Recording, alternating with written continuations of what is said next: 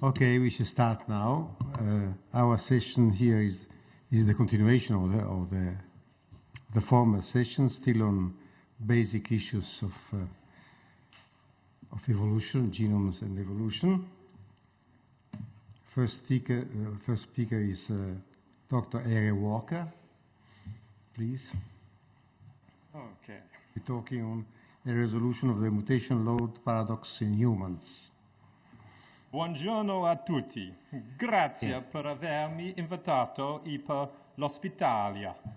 È un onore essere a Venezia e presentarvi il nostro lavoro. Non continuo a parlare in italiano perché non conosco altre parole in questa bella lingua. So that's probably going to be lost on most people, but and I don't speak Italian. I got an Italian friend to translate it for me. So all organisms suffer from harmful mutation, and the total rate of harmful mutation in an organism is, of course, a parameter of great interest to evolutionary biologists. And so people have spent a lot of time trying to estimate what is the rate of harmful mutation. Well, there are basically two ways in which we can do this. The first is to establish a mutation accumulation experiment, where you establish a set of inbred lines and allow them to accumulate mutations through time. But of course we can't use that approach in the vast majority of organisms. But there is another way in which we can get at the total rate of harmful mutations in an organism, and that's to use DNA sequence data. So this is an idea that goes back to Alexei Kondrashov and to Jim Crow. So they pointed out that you can estimate the rate of point mutation per site per generation by basically looking at the divergence between species in neutral sequences. So the rate at which neutral sequences accumulate differences through evolutionary time is equal to the mutation rate. And then using comparative genomics, you can work out what proportion of the genome is subject to natural selection. So essentially by comparing sequences which you think are neutrally evolving to sequences which you think are likely to be subject to selection, you can work out what proportion of mutations are deleterious. So you basically then multiply your estimate of the mutation rate from your between species comparison to your estimate of the proportion of mutations that are deleterious, and you get an estimate, along with the genome size, of the total rate at which harmful mutations are coming in to a species. So we and others have done this for a variety of different organisms, and if we look at the estimates from humans, they are all around sort of 1 or greater. So these have all used this sort of comparative genomic approach.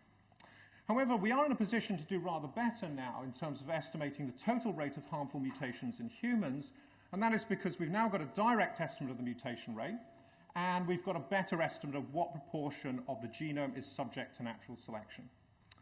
So just recently, a number of studies have basically compared an individual to their parents, and the sort of classic study here is the 1,000 Genome Project, where they took two trios, so two individuals and their parents, and worked out the rate at which new mutations had occurred between the parents and the offspring. And the estimate comes out to be about 1.1 times 10 to the minus 8 per site per generation. So this is the rate of point mutation occurring in humans currently. So we also have a better estimate of what proportion of those mutations are likely to be deleterious. So this is a study by Eyre et al. This is Peter Keatley's group. Basically, they assumed that transposable elements shared between humans and chimpanzees were neutrally evolving, and then they looked to see how much slower the non-transposable element fraction of the genome was evolving, and then inferred what proportion of mutations were deleterious. And when you do the sums, it comes out to be about 3.1% of all point mutations appear to be harmful in humans. And I would emphasize these are harmful, and not only that, but they are being removed by natural selection. So if we take our, so we want a diploid rate of harmful mutation. We want the total flux of harmful mutations coming into the human population. So diploid 2 times the genome size, about 3 billion nucleotides, times 3.1% times the nucleotide mutation rate, gives us an estimate of the rate of harmful mutation coming into humans. So this is our best estimate yet. So each of us is receiving, on average, 2 new harmful mutations each generation from our parents. Now you'll notice that actually that new estimate is rather similar to all the previous estimates, But I should point out that that is actually largely coincidental, because all of these really estimated the rate of harmful mutation just for the protein coding complement, and they got various things wrong, including our own study. I'm not criticizing anybody else particularly. So it's rather coincidental that actually this number is rather similar to this number. But anyway, this is the headline figure.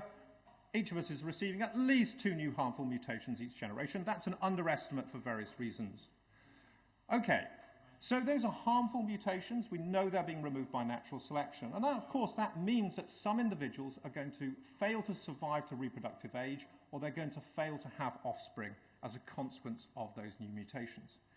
And of course, this, the process, what the consequences of recurrent deleterious mutation has been studied for many, many years. So this goes back to classic work by J.B.S. Haldane, who showed that the number of genetic deaths is essentially well, the reduction in fitness, mean fitness, is twice the mutation rate for a diploid. And this led H.J. Muller to coin the phrase, 1 mutation, 1 genetic death. So Crowe then went on to sort of formalize the field a little bit more and define what we now know as the mutation load, the consequences of these recurrent deleterious mutations, as a difference between the fitness of an individual who has no deleterious mutations and the mean fitness of the population over the fitness of that deleterious-free individual. Then Kimura and Maruyama showed that the load under recurrent deleterious mutation across the whole genome was equal to this very, very nice little formula, 1 minus e to the minus u. So you'll notice it doesn't depend upon the strength of selection. That was something that J.B.S. Haldane noted, that in fact the consequences of deleterious mutations is independent of the strength of their effects. It just depends upon the mutation rate. So the total consequence of deleterious mutation just depends upon the total rate at which those deleterious mutations are occurring. Now, one thing that's maybe been a little bit confusing is what this mutation load really means for a population. So the classic view is that if you had a load of 80%, that would mean that 80% of the population failed to reproduce. And indeed, under a viability selection model, so in other words, selection on survival ability, that is true. The load is indeed the proportion of individuals who fail to survive to reproductive age and hence reproduce. However, under fertility selection, things get a little bit more complicated. So under fertility selection, what this load really means to the population is it's the mean number of offspring relative to that of a deleterious-free individual.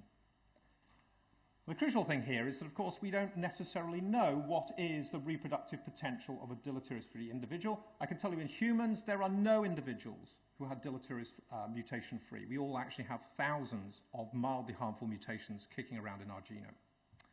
So if P max, so the reproductive output of an individual had no deleterious mutations, if P max was 100 and the load was 80%, then the mean number of offspring that an individual would be having would be 20.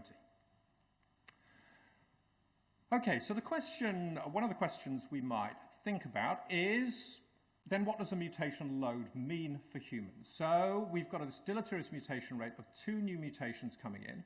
This is a load of 88%. Under viability selection, that means that 88% of individuals would fail to survive to reproductive age. Or to put that another way, just to maintain our population size, each female would have to have over 16 offspring. Because we've got to have this huge reproductive excess, so natural selection can cull all of these to get rid of these harmful mutations. So this is really the source of what's known as the mutation load paradox. This idea that the deleterious mutation rate in humans is such that it's a puzzle as to how we can tolerate such a high rate. However, before we sort of charge onto that, we've got to think really what might be the consequences for humans in terms of fertility selection. So if P max, the total reproductive output of a deleterious-free individual, if that was 30, then that would mean that on average each individual actually had 3.6 offspring and population sizes would be growing. So what you can show is that P max again has to be greater than 16 for P mean, so the mean number of offspring generated by an individual, for that to be 2 and therefore population size to be at least stable, if not increasing. So the critical question then in thinking about fertility selection in humans is really whether P max is greater than 16. And outwardly, you would think, yeah, sure, because we know that some humans can have huge numbers of offspring. So in terms of males, this is one example. The Emperor of Morocco, Moulay Ismail, living in the 17th and 18th century, is believed to have had 343 daughters and 525 sons. So if one individual can have that, one might suppose that a deleterious free individual could also have all of those offspring. Deleterious free male might be so successful that he can have lots and lots of wives and lots of offspring. Even more shocking in some ways is that reproductive, the world record for the number of children that a female has had is held by the wife of Fyodor Vasilyev. Poor woman, she doesn't even get her name recorded in history for this feat. Living in the 18th century, she had 69 children. She had 16 pairs of twins, 7 sets of triplets, and 4 sets of quadruplets. So again, you might think that because a female can have that number of offspring, that maybe Pmax is really very large, both for males and females in humans. However, I would argue that this is very, very deceptive, because actually if you look at more natural human populations, they don't appear to have got anything like that level of reproductive excess. So if we look at hunter-gatherers, in women, menarche is at 16 years, menopause is at 47 years, and critically, interbirth interval is at least 3 years. And this is because in natural human populations, females actually breastfeed their children for an extended period of time. And this is very important to their nutrition. So this 3 years really sets a very hard limit on the total number of offspring that a female could potentially have. And this comes out to be something like 11. And I would note that this is very likely to be under stabilizing selection. So if a woman chooses to wean her offspring early, she gets more resources to have more offspring, but of course those offspring have a lower chance of survival. And if she decides to wean later, her offspring has a higher chance of survival, but of course she will ultimately have fewer offspring. So this is probably subject to stabilizing selection. So in other words, deleterious mutations are moving you either way of that. So this suggests strongly that in fact, you can't tinker with the basic reproductive humans and come up with a massively larger Pmax value. So Pmax is probably close to 11 and substantially less than 16. And I would note that actually average family size in these hunter-gatherers is around 6 individuals. So for women, it looks as though Pmax is fairly, is not 16 or more. If we look at men, then we can think in terms of them increasing Pmax either through increasing their fertility, either through increasing paternal care or increasing the number of partners they have. And if we just concentrate on this route, this seems unlikely to allow a human male to increase Pmax massively, because actually humans appear to have been largely monogamous, at least for the last million years. And we would have to have very, very high levels of phylogeny to actually get Pmax for males to get above 16. So if the average family size was 6, then some humans would have to have a large, well in excess of 3 partners. And quite a lot of them would have to have that. Okay, so I think we can argue that there really is something of a puzzle here, whether selection through viability or through fertility, the basic reproductive biology of humans does not seem to have enough reproductive excess to tolerate this very high level of harmful mutations. Okay, so when we, amongst others, suggested that this might be a problem back in the late 1990s, in fact, our work got picked up by the creationist lobby, who argued as follows. So this you can find on evolutionfairytale.com, monkey-man hypothesis thwarted by mutation rates. The high mutation rate from the Eyre-Walker and Keatley study was determined under the common assumption of common ancestry between chimps and man.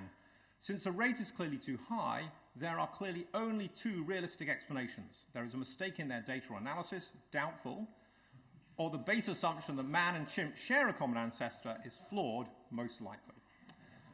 Well, of course, we do believe that humans and chimpanzees had a common ancestor, and in fact, we've moved on from having to infer the mutation rate from humans and chimpanzees to actually a direct estimate. So we really think there is something of a puzzle here. So how do we tolerate this very high rate of harmful mutation? Well, 2 ideas have been put forward so far. The first is that calculation of the load assumes that mutations are removed independently from the population. But if you have synergistic epistasis, such that two mutations together have more dramatic effects on fitness than they do independently, then in fact the load can be substantially reduced. The problem with this explanation is that when you go out looking for epistasis, on average you find synergistic epistasis as much as you do diminishing returns epistasis, and diminishing returns epistasis has the opposite effect on the load. So I think it's generally agreed that synergistic epistasis is unlikely to be a general explanation as to how you can tolerate this very high rate of harmful mutation. The other possibility is that maybe a lot of selection occurs before birth. However, rates of spontaneous abortion, this is probably an underestimate, run at about 15% in humans, and actually chromosomal abnormalities account for many of those. Furthermore, most genes are not expressed prior to birth, so the vast majority of deleterious mutations are probably not exposed to natural selection. And so some proportion can be removed by selection prior to birth, but not the vast majority of them. So how do we explain how humans tolerate this very high rate of mutation? Well, in fact, the explanation was put forward a long time ago by a guy called Bruce Wallace in a book called Genetic Load, Its Biological and Conceptual Basis. And basically what he pointed out, he didn't know anything about the rate of harmful mutations in humans, he was just pointing out that people's conception of the load was possibly misguided because that sort of view of the load very much assumes that fitness is an absolute quantity. So the effect of a deleterious mutation is independent of what other individuals in the population have in terms of their genotype. So for instance, if you have a mutation which reduces your tolerance to cold by say 10%, it's likely to do that irrespective of whether other individuals in the population have that mutation or not. But of course, an awful lot of fitness might be relative. It might just depend upon competition between individuals. So it might not matter if you have a deleterious mutation if every other individual also in the population has that or a similar deleterious mutation. So if in fact a lot of fitness is determined by competition such that it's relative, he suggested that maybe the mutation load would be substantially lower. The thing is, he didn't actually work out what the consequences would be, and essentially that's all we've done, is basically work out what is the consequence of recurrent deleterious mutation under a model in which fitness is entirely determined by competition between individuals. So basically we're going to look at the idea, well, the quantity we're going to measure is the proportion of individuals who fail to reproduce. Now, under the classic mutation load, under a viability selection model, the load is the proportion of individuals who fail to reproduce. So we're now going to be looking at that quantity under a relative fitness model.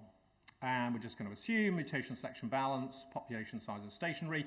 I'm going to show you a model in which selection is on viability, but you can have selection on fertility, and all the conclusions hold. So I think, really, I'm just about to come to the conclusion, is this. So what I've got plotted here is this sort of cost of natural selection. This is the proportion of individuals who are failing to reproduce because of recurrent deleterious mutation, going from 0 to 1, where all individuals fail to reproduce, versus the genomic rate of harmful mutation plotted on a log scale.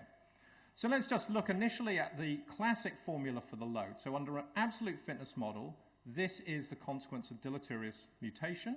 So as you get above, say, 1 deleterious mutation, you can see that the consequences of that are fairly high. About 50% of the population would be failing to reproduce. If you go to a deleterious mutation of 2, it's about 88%. By the time you get to 3, essentially no individual has any surviving offspring. Contrast that to what you see under a relative fitness model where individuals are competing.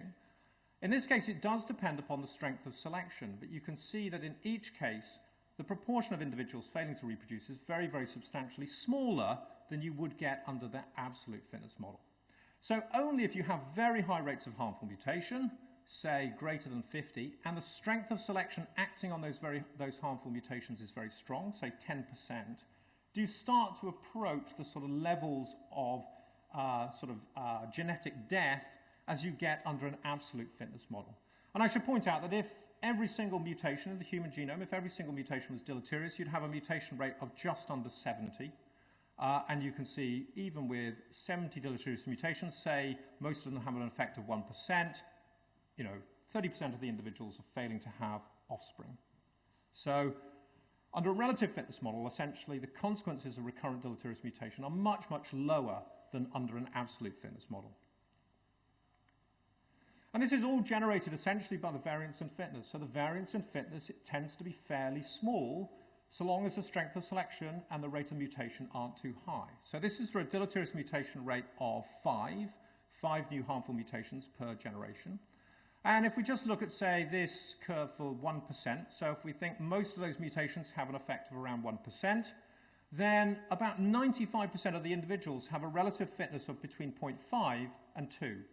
So 95% of the individuals have a variance in fitness which is sort of fourfold. So there's only fourfold difference in the fitness between, the least fit individuals and the fittest individuals. So that's why the cost of natural selection is so low under a relative fitness model. It's basically because there is rather little variation in fitness unless the strength of selection is very, very large. Okay, so there are some unknowns in this. We don't really know what the mean strength of selection is. What is the strength of selection acting against most deleterious mutations in humans?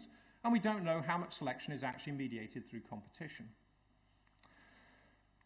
So what about the mean strength of selection? Well, mutation accumulation experiments in other species suggest that the mean strength of selection is going to be between 1 and 20% at most.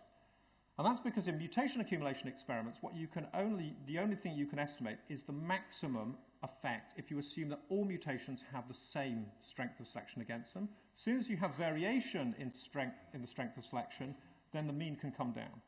So this is an upper estimate, and I don't think anybody really believes that most mutations, harmful mutations in humans, have deleterious effects of, say, greater than 10%.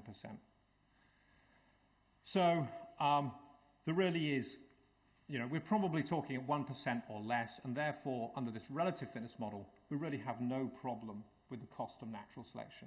Most individuals will survive despite this recurrent flux of deleterious mutations. Okay, so maybe we just kind of reinvented the wheel in the sense that maybe our model is actually just generating synergistic epistasis. And therefore, that we're just creating a way in which we can generate synergistic epistasis and reduce the load in that way. Well, actually, if you look at the formulation of the problem, it's pretty clear that there is no synergistic epistasis within the model. But to check, what we did was run some simulations and then check to see whether we had any departures which would suggest that synergistic epistasis was a kind of emergent property of a relative fitness model. So basically what I've plotted here is the log of the mean number of progeny against the number of mutations for 3 different deleterious mutation rates. So just let's look at this. U is equal to 5, so there's 5 new harmful mutations per genome per generation. So the critical thing here is that if you plot this log measure of fitness against the number of mutations, if you had synergism, then this would be curved. And it's absolutely linear. So this is really very strongly suggesting that there is no synergistic epistasis emerging within this model. Furthermore, if you look at the mean absolute fitness within our simulation, so our simulation is a simulation of relative fitness, but we can measure at any one point, we can measure what the mean absolute fitness is of individuals in that population. So this is a mean absolute fitness of individuals against what you would expect given the deleterious mutation rate under an absolute fitness model. And you can see that these are basically identical. So in other words, the mean absolute fitness in our relative fitness simulation is identical to what we would expect under an absolute fitness model. And that again suggests that synergism is not an emergent property. If synergism was an emergent property, then the simulated mean absolute fitness would be greater than the predicted absolute fitness. Okay, so we've got no synergism emerging as a property in this model. The final thing we might ask ourselves is whether selection is becoming less effective because of this relative fitness model. So somehow we're getting rid of these deleterious mutations within our simulation, within our model, but you might imagine that, sorry, I'll put that a different way. Under the absolute fitness model, more individuals will be killed off by selection than under a relative fitness model. So one might then think that under a relative fitness model, selection is becoming weaker because fewer individuals are actually failing to reproduce because of this natural selection. But in fact, that's not the case. So here what I've got plotted is the simulated mean frequency of a deleterious mutation relative to the frequency expected under an absolute fitness model. And you can see that all of these points, except for out here, these are all very close to 1. So this is suggesting that in our simulation, despite the fact that it's a relative fitness model, those deleterious mutations are segregating at the frequency you would expect under an absolute fitness model. So in other words, selection is not becoming less effective because of the relative fitness model. They're not increasing in frequency. This departure out here is caused by Hill-Robertson effects, we think. So when you get very high rates of deleterious mutation and those are very strongly selected, those deleterious mutations start to interact with one another and selection becomes less effective. Okay, so just basically the headline conclusions are that, the cost of natural selection, in other words, the proportion of individuals who fail to reproduce because of recurrent deleterious mutation is much lower under a relative fitness model than under an absolute fitness model, and species could tolerate tens, if not hundreds, of new harmful mutations each generation. And this will please Giorgio. It does imply that in humans, certainly, there could be selection at every single site in the genome, and we could perfectly tolerate that level of selection. I should say that I don't believe that's the case, but it is conceivably theoretically possible that you can have selection on every site in a genome and there's no problem in terms of recurrent deleterious mutation. Your population will be perfectly viable. Okay, and I think that just leaves me to thank a couple of people. So Jan Lasek is now a PhD student with Laurent Duray, and he came just to do an internship with me for 3 months, and he started this work. And my longtime collaborator, Peter Keatley, oh no, that's not him, that's him. Peter Keatley, with whom I've done a lot of collaborative work. So thank you to both of them. And thank you for listening.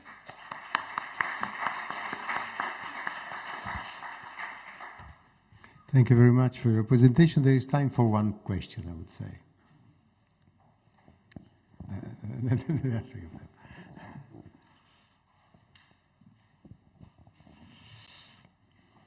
Mr. Ismail seems also to have exhibited quite a substantial amount of meiotic drive.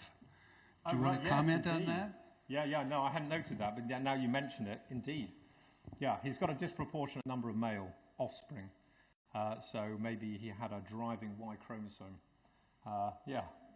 You believe the data? Not necessarily. I suspect that...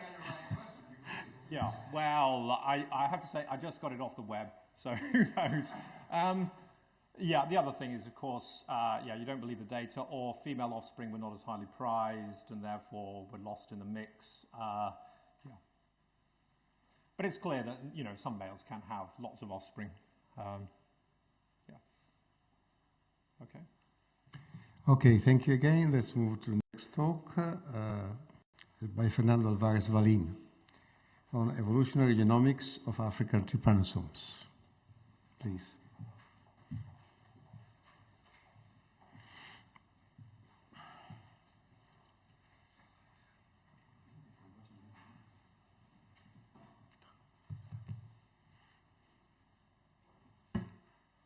Okay, good afternoon. In the first place, I would like to thank Giorgio and the organizers for inviting me to come here to this really fantastic place. I'm going to talk today about some aspects of evolutionary genomics of trypanosomes, in particular African trypanosomes. Trypanosomes are parasitic protozoa that are important for many reasons.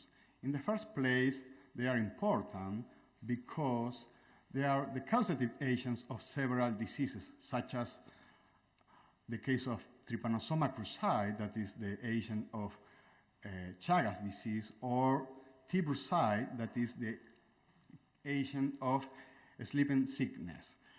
I'm going to concentrate in particular in this group that is a monophyletic group of trypanosomes that are African trypanosomes. These are parasites only in mammals, and they remain all the time in the bloodstream. And for this reason, they are exposed all the time to the immune system. Very likely, as a result of this, they have developed a strategy to avoid the immune system that is called antigenic variation. What is antigenic variation? Well, antigenic variation consists in a process by which the parasite changes the proteins that are exposed to the immune system.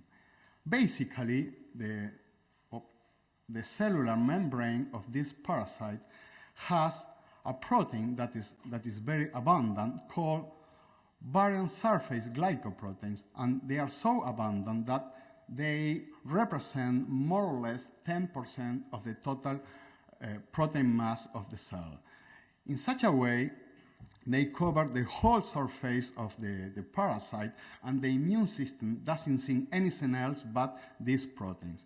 To evade this immune system response, these parasites change periodically the protein that is being expressed. In fact, they have a repertoire of several different BSG proteins, and what happens is they start the infection expressing only one protein, so the population increases until the immune system is able to control the infection.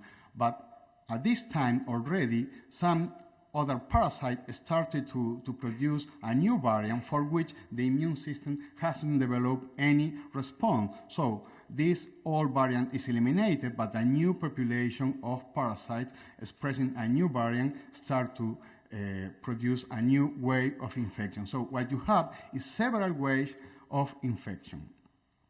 Let's speak something about this protein, the variant surface glycoproteins.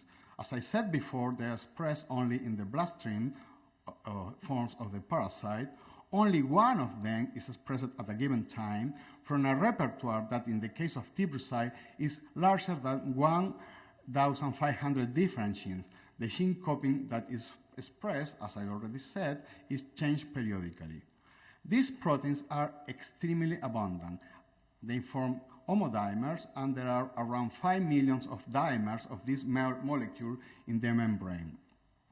But the most important feature, at least the one that I'm going to concentrate today, is that they are extremely divergent to each other. They share more or less, on average, 20% of amino acid identity. Here we have an alignment of some of these genes, and you can see that very few positions are conserved.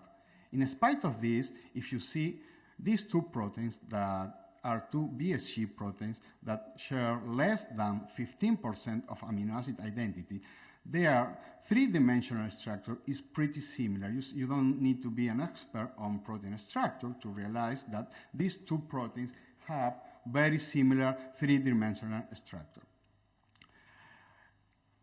The idea of our work was to investigate how this strategy for evading the immune system has emerged in evolution.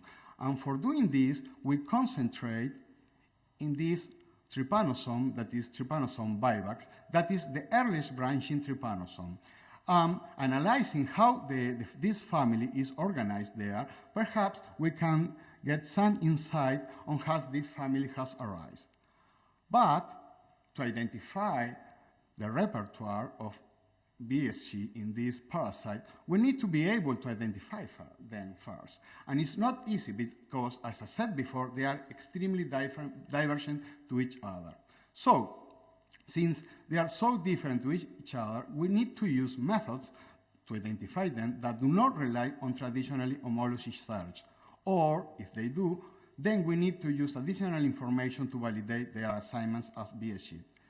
For doing this, we need to be able to answer these two relevant questions. In the first place, do BSG exhibit properties that are different from the remaining genes in the genome? Are these properties discriminant enough to be used for their identification? They do have different properties in relation to the remaining coding sequence in the genome.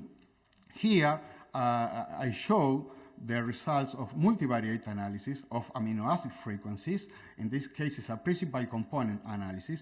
And in red, what you have is the population of BSG, and in blue, you have the population of regular coding genes. You see they are grouped together, The same happens if, instead of using amino acid frequency, we use out-of-frame frequency of trinucleotides or tetranucleotides. You see, this is the population of variable surface glycoprotein that is completely separated from the remaining genes in the genome.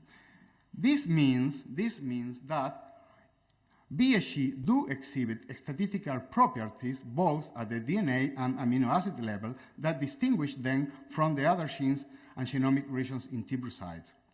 These results, in turn, indicate that using these variables, it would be possible to identify BSG's coding sequences without the use of traditional homology alignment-based searches.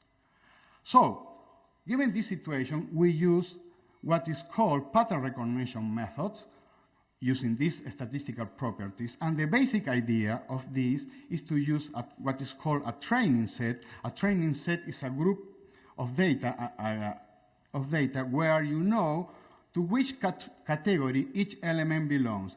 Using this, then you train the classifiers, and the classifier is able to extract key statistical properties to identify any new piece of data. So, based on the properties extracted from the training set, then any new piece of data is classified. For doing this, you don't need to do alignments. We have used, to see how well these methods perform, the case of tibrucide, where each individual BSG has been already identified. If we see that these methods behave well in this case, then we can rely on these methods to use two cases where BSGs were not yet identified. Here is an example of how the methods behave. These are the two strands of DNA. In cyan color, we have the BSG, as they were annotated in tibrucide. In different colors, you have the predictions using different classifiers. In this case, we have used as a training set some chromosomes of tibrucide, and chromosome number 9 was using as the testing set. So you can see that the classifiers really behave quite well. Given this situation, we decided to apply these methods in a case of trypanosomes where very few BSG were identified. This is the case of tibrucide gambiense, that is one of the causative agents of the acute variant of sleeping sickness. And in this genome, only 38 genes or pseudogenes were annotated as BSG. Using this method, we were able to identify almost 10 times as much BSG as previous searches. So, this means that these methods are really doing well. But coming back to the original question, that was to identify the BSG repertoire in T. vivax. So we need to use these methods to build a training set. And how can we do that? So one possible strategy would be to perform RNA-seq analysis so that we identify the messenger RNA of variable surface glycoprotein, that is the BSG, given that they are extremely abundant. And we did. So we performed 454 sequencing of the transcriptome. The sequencing was fantastic. The only problem was that we identified only one BSG. And this was a mistake in the way the infection was done. In fact, our collaborator from Venezuela infected all ships with only one variant of T. vivax. Of course, given this situation, it was almost impossible to identify many different BSGs. So, using this strategy, we spent almost $10,000 for getting only one BSG, which, of course, is not nearly enough to build a training set. So, we decided to use a different strategy that consisted in identifying the BSG using amino acid composition. Perhaps the DNA composition between T. brucei and T. vivax is different, and in fact it is. But it is really likely that the amino acid composition of BHs is very similar between the two species. So if we restrict our analysis to the open reading frames, and we use as a training set the amino acid frequencies of T. brucei, perhaps this could work. So what we did was to identify all open reading frames longer than 500 nucleotides, and 500 nucleotides is really a long open reading frames, because on average you expect that a given open reading frame to be by chance around 60 nucleotides in length. So we identify really a huge number of open reading frames, 32,000 more or less, longer than 500 nucleotides. And this big population here are, each point are the individual ORF that we identify. So what were all these? In the first place, what we did, okay, this is a principal components analysis using triplet frequencies, was to identify the regular genes.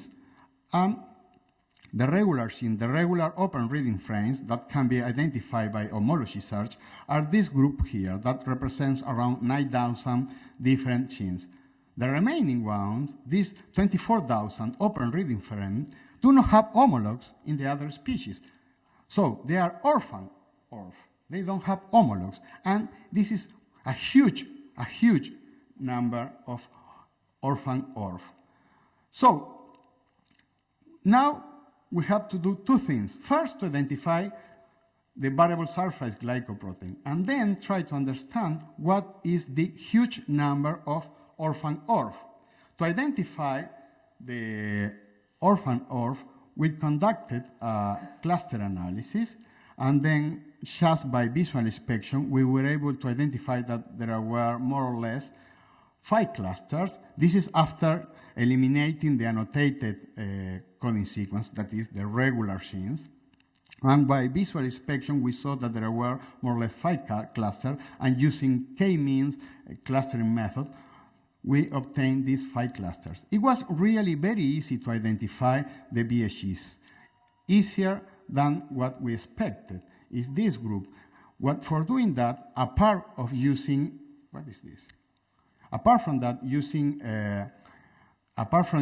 amino acid frequency, we use other features such as membrane location signal, signal P, GPI anchor, etc. So all this information was put together along with the amino acid composition, and was really very, very easy to identify the BHs. A preliminary analysis of these BHs identified shows, for instance, that the organization of the BHG family in T. vivax, that is here, is completely different than the genome organization in T. brucei. In T. brucei, you have kind of start phylogeny, so any individual BHG is completely different to the remaining ones, while in T. vivax, you have very clear clusters.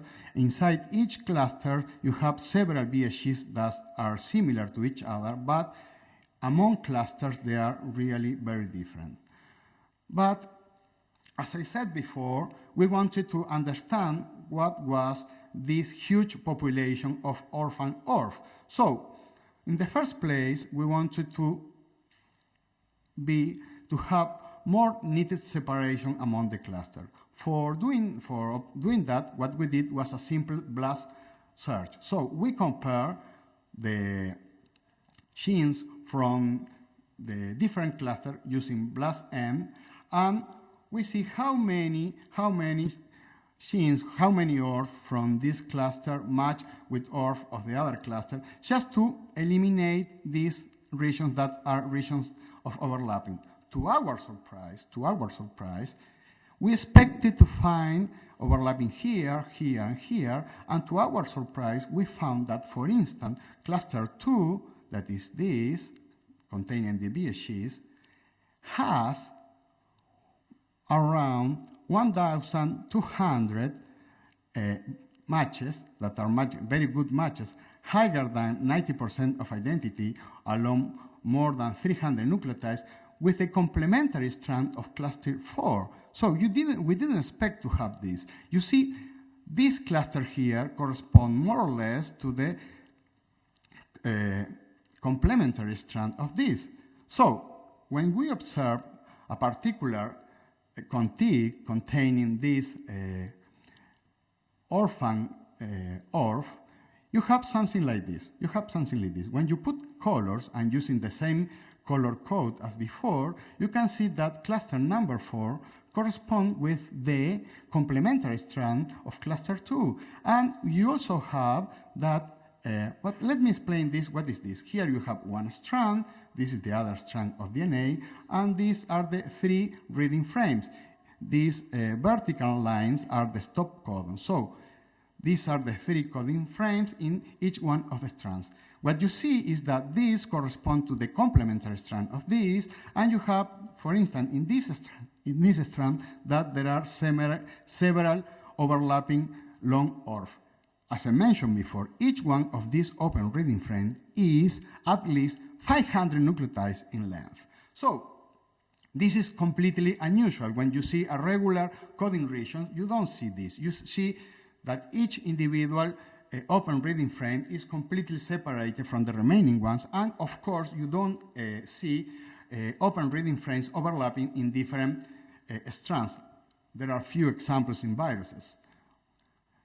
So we wanted to analyze how was the contig composition containing this orphan ORF and their remaining coding sequence in the genome.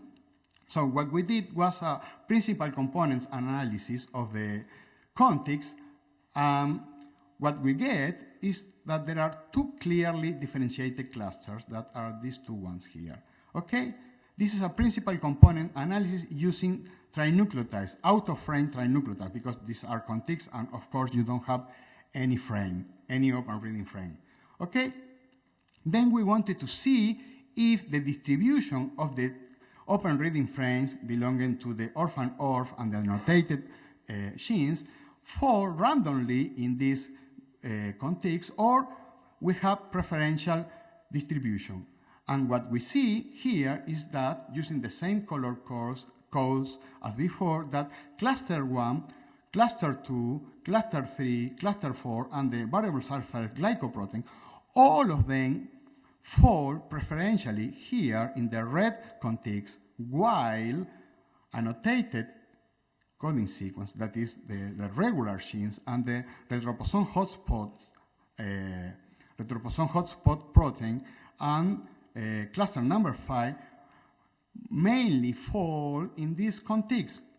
This means that there is an extreme compartmentalization in this genome, an extreme compartmentalization. You have regions of the genome that contain all these orphan ORF along with the variable surface glycoprotein, and other regions of the genome that contain the regular genes. These ones in red here represent more or less 30% of the genome. So this compartment is not a small compartment, 30% of the genome. So now we want to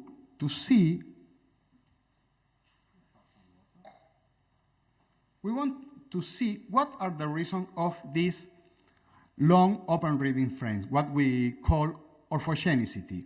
Where these are orthogenic, these contigs? One possible trivial explanation is that these contigs are very CC rich. You know, stop codons are 80 rich. If you have a region that is very CC rich, of course, you are going to have very few stop codons. So this can be a trivial explanation. And indeed, if you see the distribution of GC content in the contigs containing the regular genes and the contigs containing the orthogenic compartment, clearly this one is shifted towards higher GC level. So this can be an explanation. But to really test, to really check if this was the real explanation, what we did was to conduct computer simulation using the base composition of BSG, or the contigs that contain the BSG. So this is a regular orthogenic contig, and when we generate random sequence with exactly the same GC content as this one, you see that you don't have as many open reading frames, long open reading frames, and you have in the actual contig. Okay, so GC content by itself cannot be the explanation, Then what we did was to generate also, by simulation, coding sequences that are random, but instead of using just the GC content, we use dinucleotide frequencies, and you see that long ORF start to appear. This is what is called a first-order Markov chain that basically is considering the dinucleotide sequences.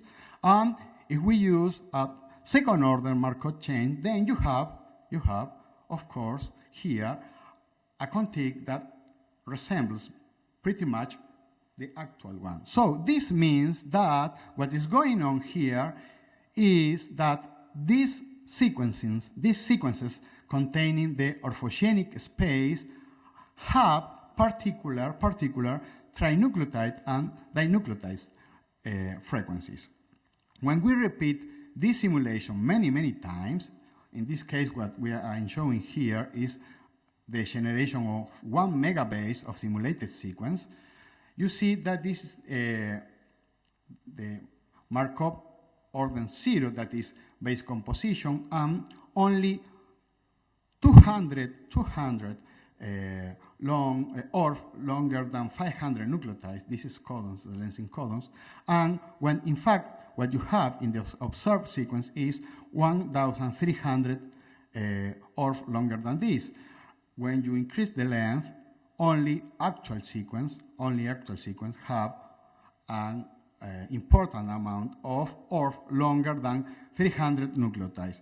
But this means that at least the frequency of trinucleotides and dinucleotides in this orthogenic compartment is different and is peculiar. 20 minutes already? You have 8 minutes. I told you to tell me. Okay, so one possibility is the following one,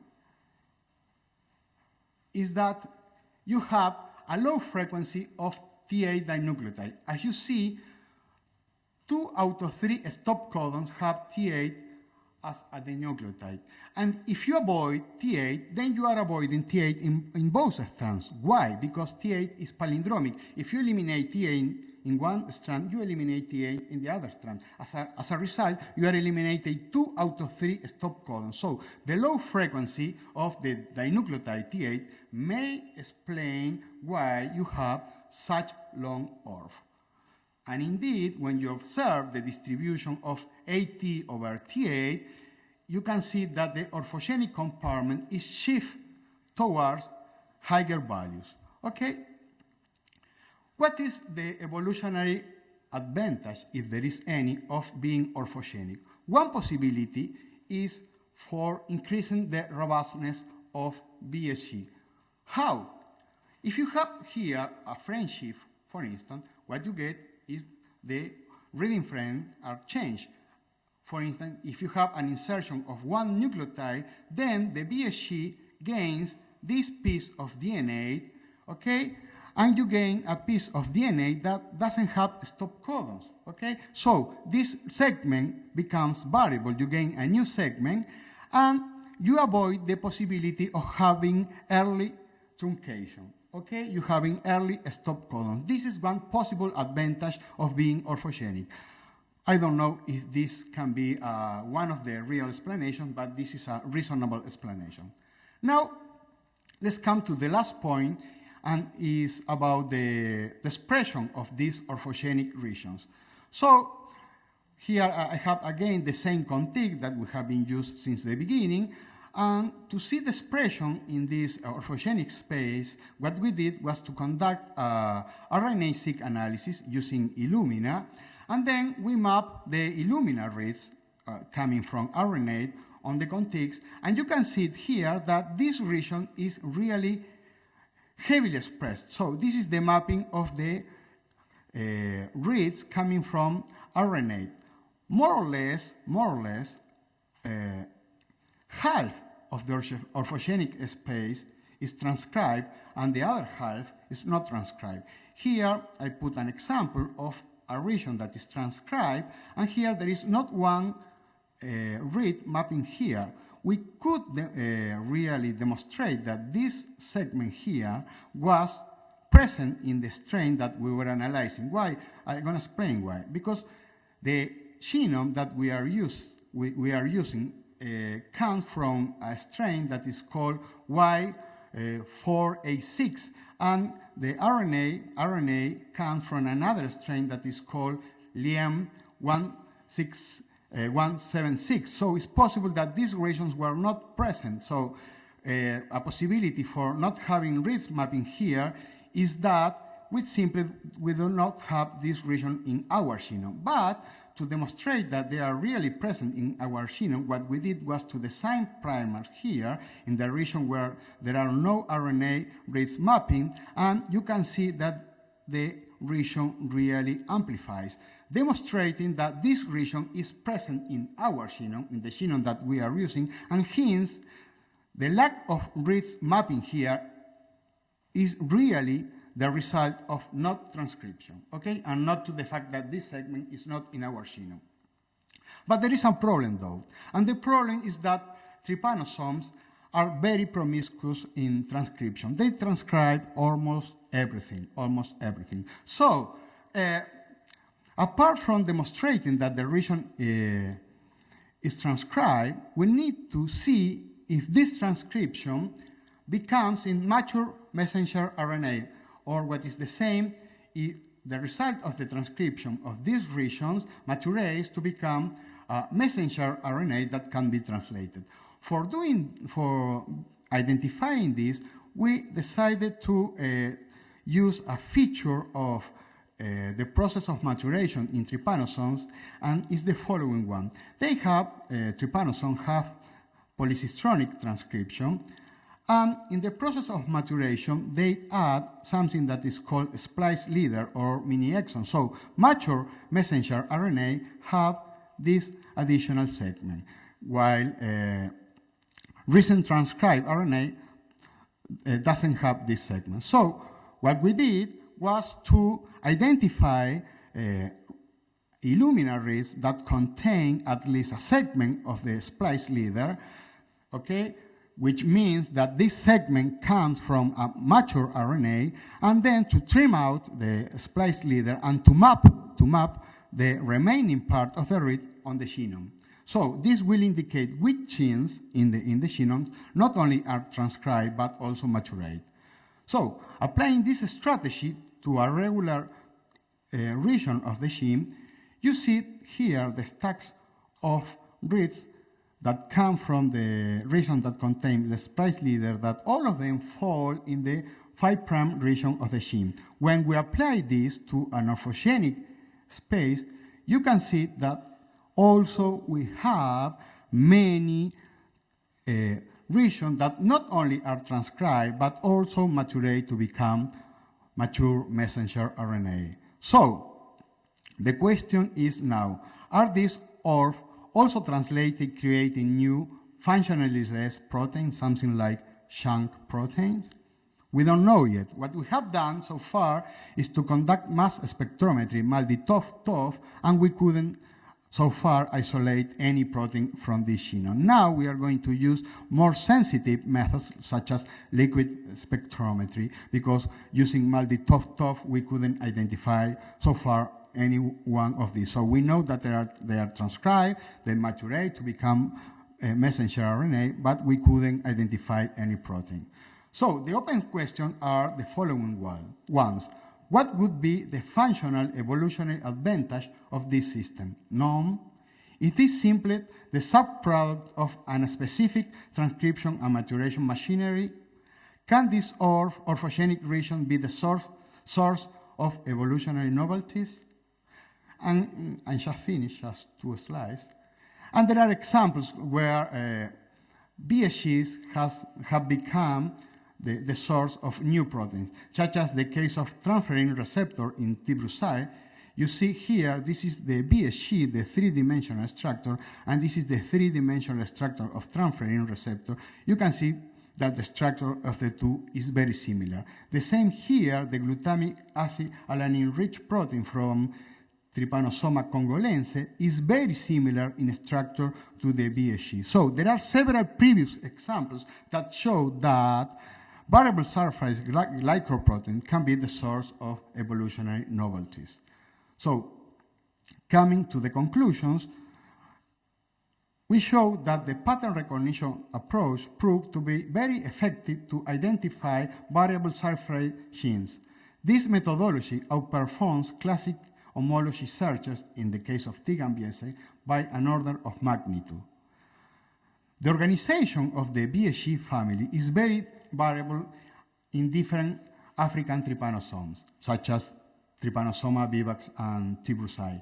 And these different have notorious implications, both in the evolutionary dynamics and in the origin of this gene family. T. vivax contain two clearly differentiated compartments. The biggest one, that represents more or less 70%, contains regular coding sequence, while the other one contains the BSG repertoire and the orphan ORF. More than half of these sequences are transcribed, and many of them may become mature messenger RNA. It remains to be determined if this can be effectively transcribed. The question is this a gene factory responsible of generating the evolutionary novelties in this species?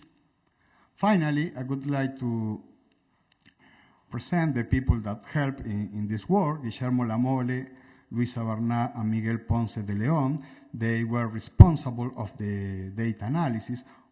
These people work in Sección Biomatemática in Montevideo, in my laboratory, and the people from Pasteur Institute in Montevideo, Gonzalo Grave and Carlos Robelo, they were responsible of the wet lab work. Okay, thank you very much for your attention. Do you have time? Just in time, 1 minute more, but not so much. Okay. I'm afraid I don't have time to have questions now, so I'll move to the next presentation, which is by Dr. Maria Costantini, Compositional Patterns in the Genomes of Unicellular Eukaryotes. 10 minutes time, you know. Yes. Sorry. Wait for the Yes, sure. presentation. Okay. Good afternoon to everybody, and I want just to firstly thank the organizing committee to give me the occasion to present my work on compositional pattern genomes of unicellular eukaryotes that I did with Professor Bernardi in collaboration with Fernando Alvarez-Valìn. Before to enter into the aim of the work that I present here, I want just to do with you some general consideration. As Professor Bernardi this morning showed in his presentation, the compositional heterogeneity is a very crucial parameter for evolutionary studies. And according to this, we analyzed the vertebrates fully sequenced genomes ranging from fishes to mammals, and also the invertebrates genomes, and we established some general rules. We found that all eukaryotic genomes are characterized by an isochord structure. Moreover, we found the conservation of isochord sites in vertebrates that may be linked to the role played by isochord in chromosome structure and replication. In fact, we demonstrated that the human isochord map coincides with the map of replicon cluster. Moreover, we also found a large conservation of GC level in the nucleotide frequencies in the 5 isochord families that may be influence protein-DNA interaction and therefore chromatin structure, possibly through nucleosome positioning. Moreover, we found an increasing variability in isochord pattern from warm-blooded to cold-blooded vertebrates and also in invertebrates that may be correlated with the increasing dependence from environmental factors that affect genome organization. And finally, we found an increasing of gene density with the increasing of GC of isochord families in vertebrates and invertebrate genomes. So, starting from this point, and now I'm entering the aim of my work, some general questions raised. how far back in evolution the hierarchical organization of eukaryotic genome arose, and what changes would be linked to the origin of very complex regulatory system involved in developmental processes of multicellular eukaryotes. These are very pertinent questions because some preliminary data, previous data showed that in the case of trypanosomes, the analytical profile of trypanosome equiperdom brucei showed that a bimodal distribution. In fact, these two genomes, according to the analytical profile, seems to be as two subcomponents. Moreover, in the case of Is chromosomes, that is the first unicellular organism to be fully sequenced, as you can see, the pattern of Is chromosomes is very homogeneous, even if they present some GC-rich regions, as in this case and also in this case. Moreover, a GC heterogeneity was also found in prokaryotic genomes, even if in this case the heterogeneity was be calculated considering a very little window of non-overlapping window of sites. So, in order to address these general questions, we analyzed the unicellular eukaryotes fully sequenced. We choosing the most representative. We analyzed two algae, Ostrococcus tauri and Chimerole, two diatoms, Thalassiosira pseudonana e Phaeodactylum tricornutum, 4 fungi, Saccharomyces cerevisiae, Candida glabrata, Scibiagoscipi e Cryptococcus neoformans, two flagellate protozoans, the two trypanosomes, Brucei and Cruzi, and two malaria parasites, Plasmodium falciparum and Vivax. So, here I report the genome sites in megabases of the genomes that I analyzed in this work, and as you can see, the genomes covered a 3.5-fold range, and I want just to underline with this slide the very different sites of unicellular genomes in comparison with vertebrates and invertebrate genome. In fact, the genome size ranges from 8 megabases of Aspiagoscipi until 30 megabases of T. pseudonana. So, when we analyze the GC profile of and the GC heterogeneity of these genomes, in the case of algae, we found that Ostrococcus tauri showed a very GC-rich genomes in comparison with the Chimerole that has also a GC-rich genomes, and in the case of Ostrococcus tauri is showed a components that is centered at about 59% of GC. In the case of Chimerole, the measured components is centered at about 56% of GC, and it is composed by other and minor components, in which, in these cases, the average GC level is 52%. In the case of the diatoms, T. pseudonana showed a very homogeneous genome in comparison with the P. tricornutum, and in the first case, the measured component is centered at 47% of GC. In the case of P. tricornutum, the measured components is centered at 49% of GC. So, in the case of fungi, we found that the first two genomes, Saccharomyces cerevisiae and C. glabrata, showed the GC pur genomes.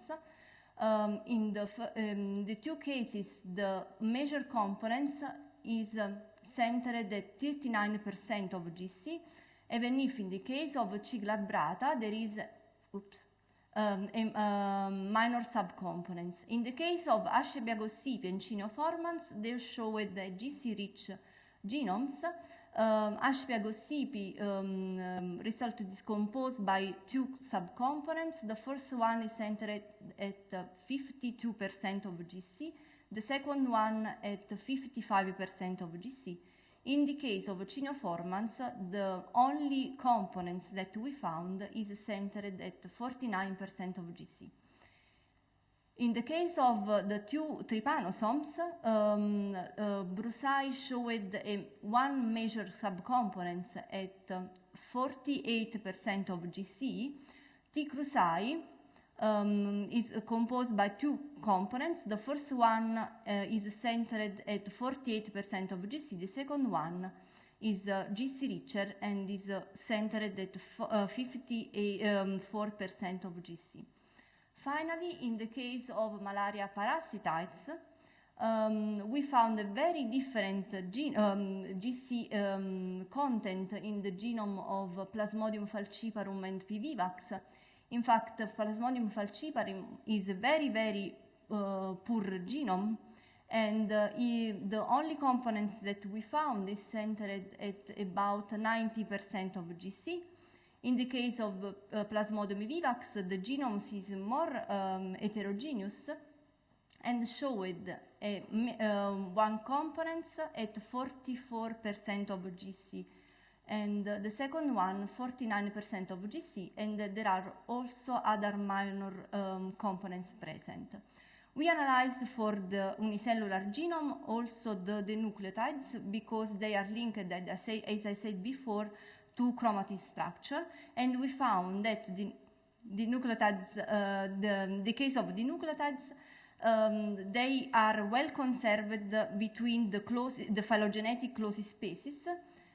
For example, in the case of algae diatoms, you can see that the profile of the nucleotides is very well conserved, with some few exceptions, for example, Ostrococcus tauri, and is also linked to the very GC-rich genomes that it has. The same is for the fungi and also for the protists. In conclusion, we found in our work that different compositional patterns in unicellular genomes and the GC content, the average GC content of the components present in unicellular genomes matched with the GC level of the isochord families of vertebrates and invertebrates. Moreover, we found a narrow intragenomic distribution, probably linked to an adaptation to an ecological niche, a wide spread of intergenomic composition heterogeneity, probably linked to environmental factors that are different in different, according to different unicellular genomes that we analyze in this work. The nucleotide frequencies are well conserved in phylogenetical close species, but different among phylogenetically distant species, and from those found in multicellular organisms. And finally, we found a gene density increase with the increasing of GC of unicellular components, obviously in the case in which we analyze gene density, also only in the case in which there are two components present in the genomes. So I want just to acknowledge Professor Bernardi that gave me the possibility to do this work, and also Fernando Alvarez-Valìn that joined with me to this work. Thank you very much for attention.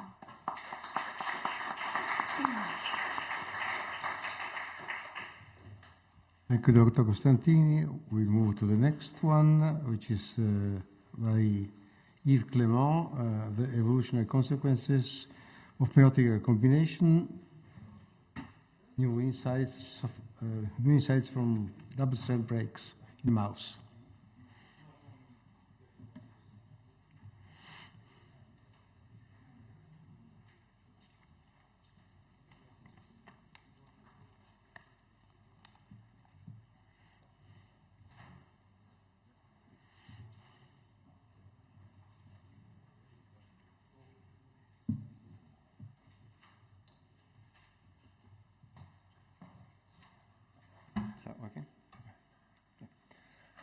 Thank you.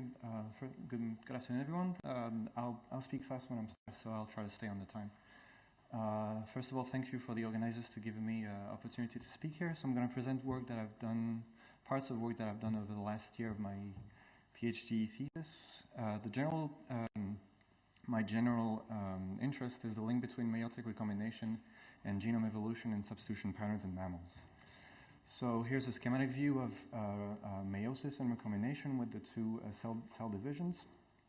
So recombination starts with double-strand breaks. So here we have two examples on two chromosomal arms. So they can happen in any location in the chromosomal arms.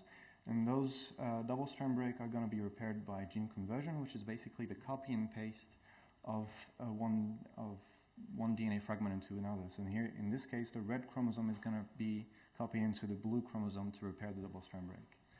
And actually it's been shown that during this gene conversion there is a process that has been mentioned a few times before that's called GC bias gene conversion. And what it does is basically it increases the rates of weak to strong, so weak is AT and strong is GNC substitutions, and decreases the rates of strong to weak substitutions.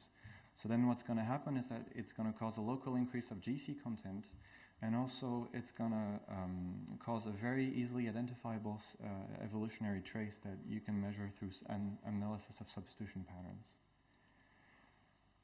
So then the products of those gene conversions are going to be repaired either into non-crossovers or in crossovers. So crossover is when two chromosomes are going to exchange their parts of their chromosomal arm, and non-crossovers is when this is not going to happen. Now, the important thing is that usually in mammals like mouse and human, when people use population studies to measure recombination, due to technical difficulties, you can only measure crossover events. So it means that there's a whole side of recombination that is pretty much invisible to us, like a tree falling in the middle of the forest, basically. So when you want to measure the influence of recombination on substitution processes, some things are going to be invisible to you. And what happened about a year ago is that people were able to map double-strand break locations in the mouse genome using ChIP-seq analysis focused on double-strand break specific proteins. In my opinion, very, very nice fashion. So they were able to locate double-strand break locations and map double-strand break hotspots in the mouse genome. So, like I said, I'm working on substitution patterns, substitution rates. So the way it's usually done is you take a few sister species and you compare them with an outgroup to infer substitution patterns in each branch of the tree. So the method we used was developed a few years ago by Laurent Duret and Peter Arndt, and has a number of advantages. I'm not going to go through them. One of them is taking the CpG hypermethylation into account.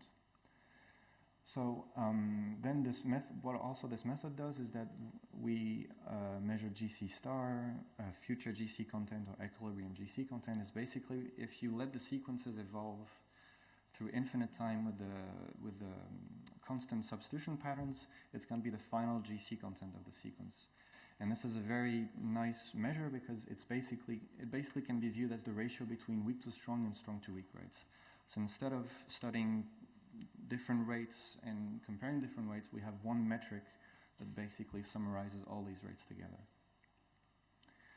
So then, now the thing is, substitution rates, when we measure substitution rates, we measure over the entire branch. So from this point to this point. So anything that happens between those 2 points is pretty much invisible to us.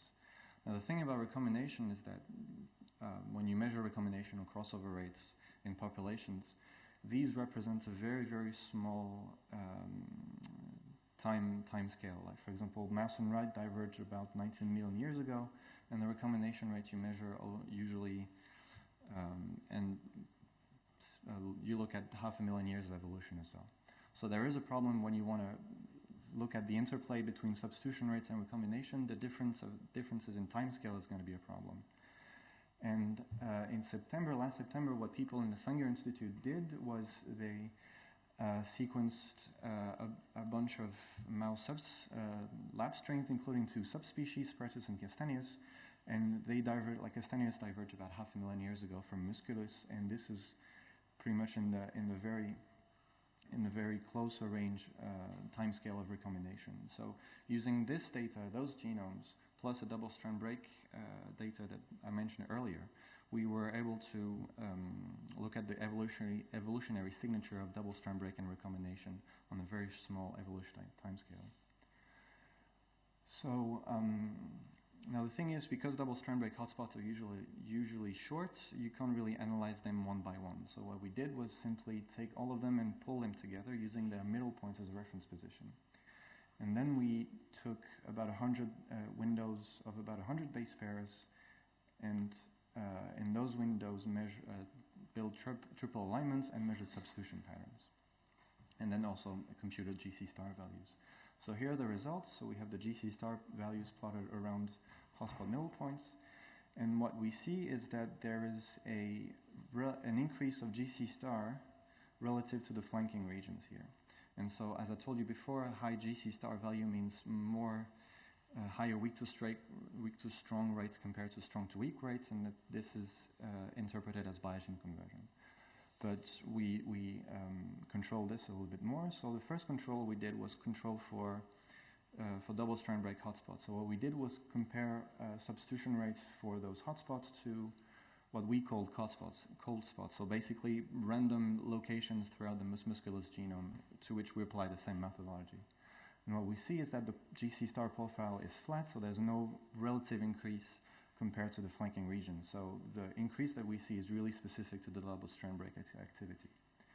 So then the other thing that can affect the result is base composition. There is a positive link between GC star and GC content.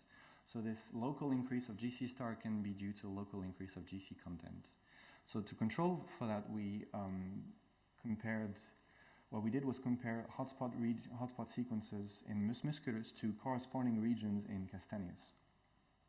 Now the thing is, if base composition explains this increase of GC star, we should see the same relative increase in both musculus and Castaneus.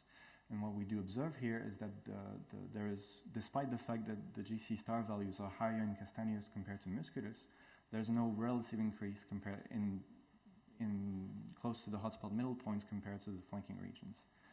Then that means that base composition cannot explain the rays of GC star. Now the thing is, yes, GC star values are higher in Castaneus compared to musculus, but when we actually compare cold spot regions in musculus and Castaneus, we also see the same results. So this seems to be a genome-wide phenomenon rather than something that is happening around double strand break hotspots. So with all those controls, now we can safely say this increase of GC star is due to recombination hotspot activity, which is a clear sign of biased gene conversion. And also, we can say also that we can derive from those results that the double strand break locations are evolving rapidly in the mouse lineages.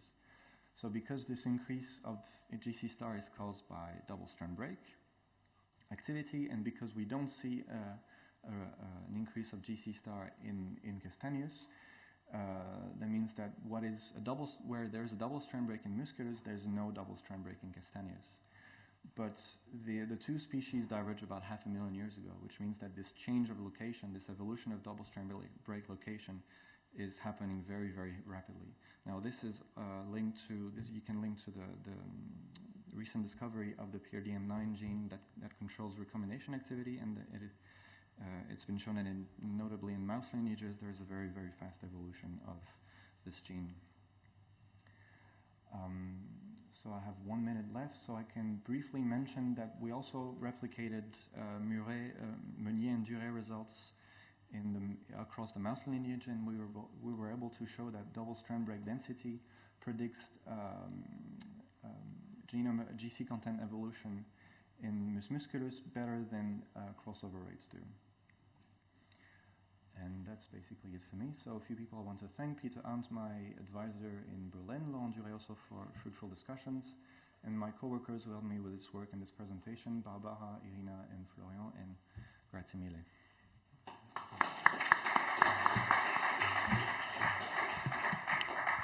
Thank you very much for your presentation. Then we have the last of this session by Alon Wellner, probing molecular mechanisms of divergence in protein sequences.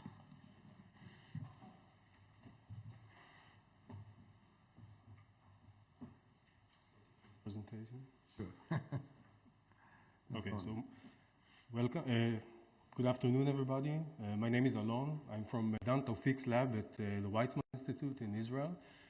And we are actually a protein structure function group, but we like to sometimes apply our knowledge and our tools to ask very basic questions in protein evolution. So let's start with an example. This is a pairwise sequence alignment of two proteins, 3-phosphoglycerate kinase or PGK. This is an essential glycolytic enzyme, and this pairwise alignment is of a possum and the human PGK.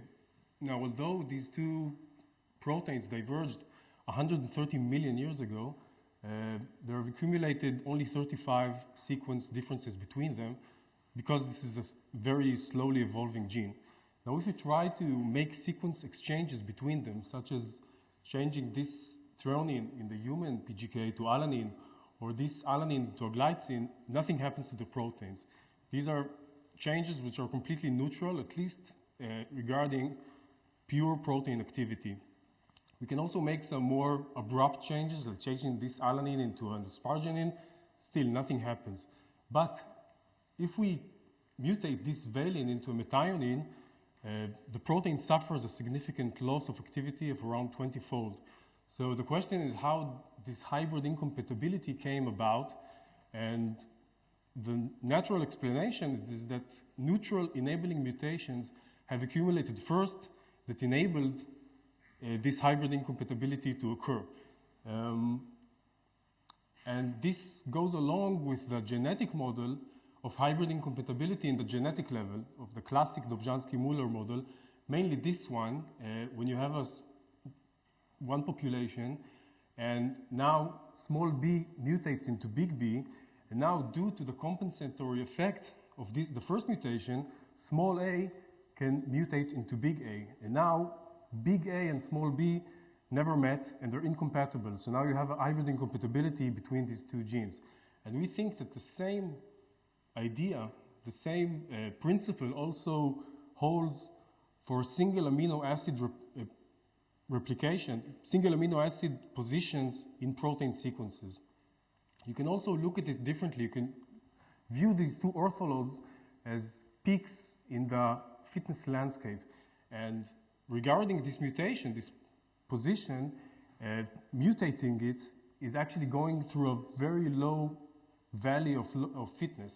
And the neutral enabling mutation that occurred first actually enable us to traverse the fitness landscape via this ridge of relatively high fitness.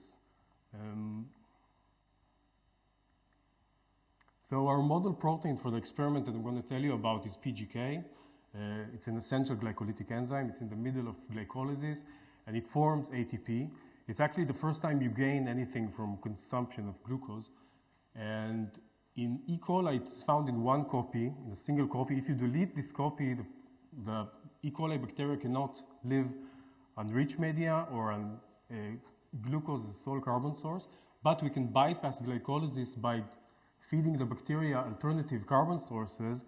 And now we have a selection system, an in vivo selection system for PGK.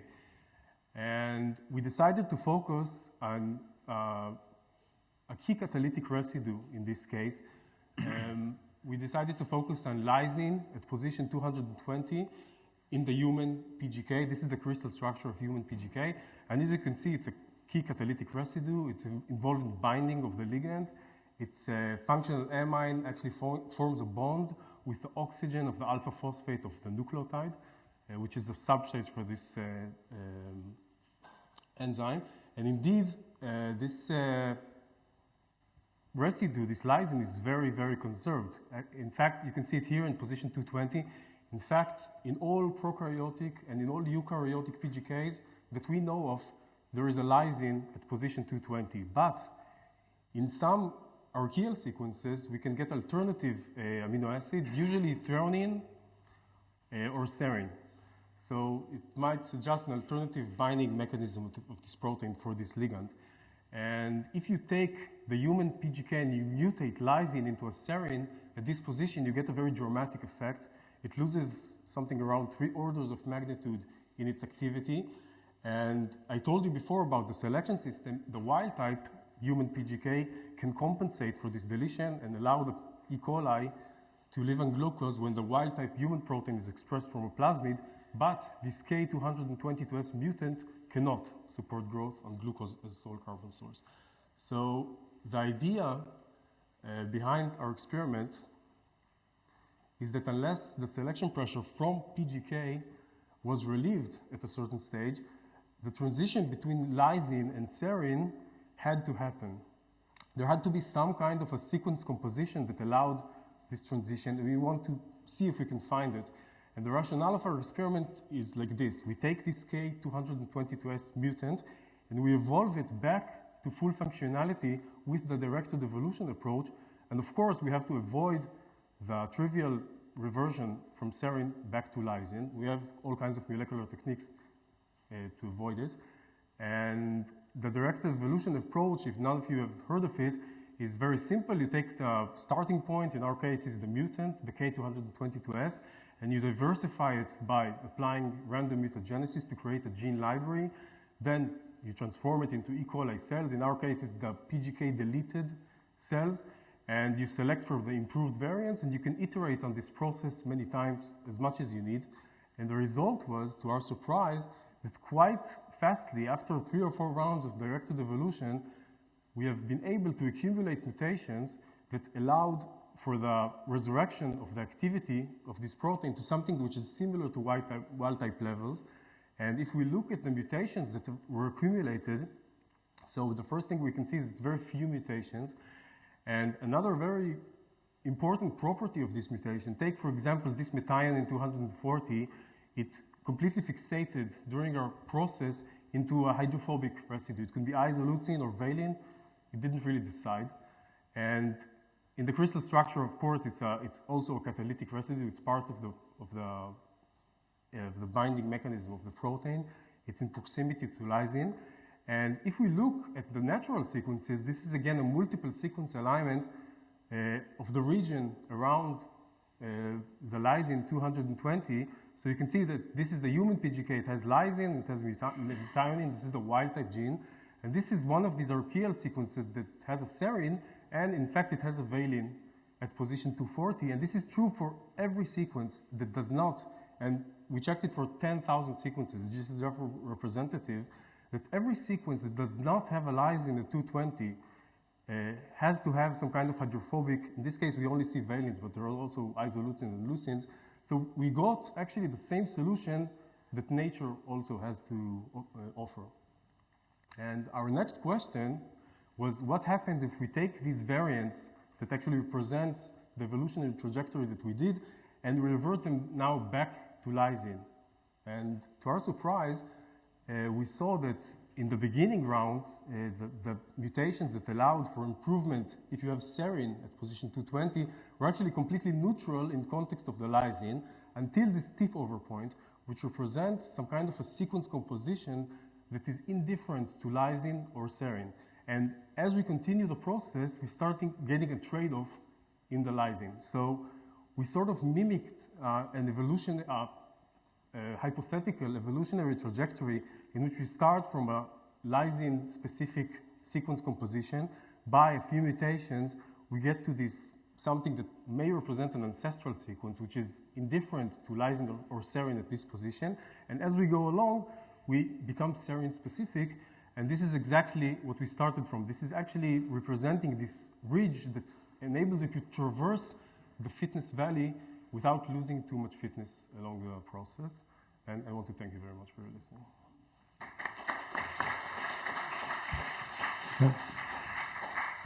Thank you very much, just in time. Perfect. Well, this was the last talk of the session, so I thank all the speakers for this actually very nice session, and we have a coffee break now. Thank you.